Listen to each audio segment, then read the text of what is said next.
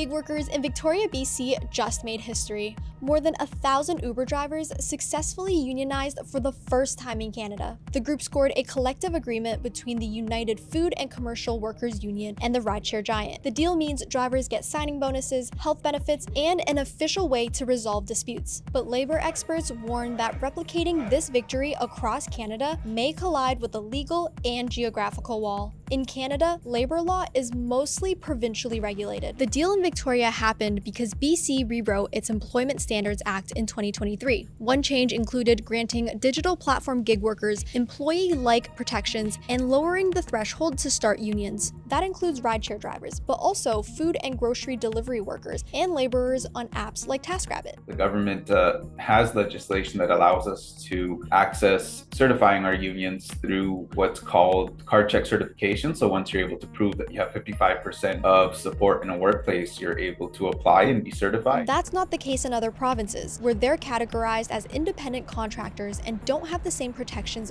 found in BC. There's also an issue with the sheer size of the population. UFCW actually started its organizing campaign in Toronto 7 years ago, but in a large city with a fluctuating number of Uber drivers estimated in the tens of thousands, the logistics remain a nightmare, according to George Wedge. No driver knows who the other drivers are, and Uber holds that information very close to their chest. Without having that active list, it's impossible to know who you're going to call to see if they want to sign a union card. So isolation is their friend. That's the organizing effort in Toronto that's very difficult. That's why Godoy says Victoria's smaller, more stable pool of drivers made it the ideal jurisdiction to focus their efforts. The UFCW currently has active organizers on the ground across Canada, including Alberta, Manitoba, Saskatchewan, and Atlantic Canada. And Godoy insists that this grassroots strategy can ultimately scale to gig workers on any digital platform, from rideshare to food delivery. Really what's important here is identifying what spaces drivers were already congregating or organizing on, both offline and online. So being able to identify the leaders in each space really helped us propel the campaign.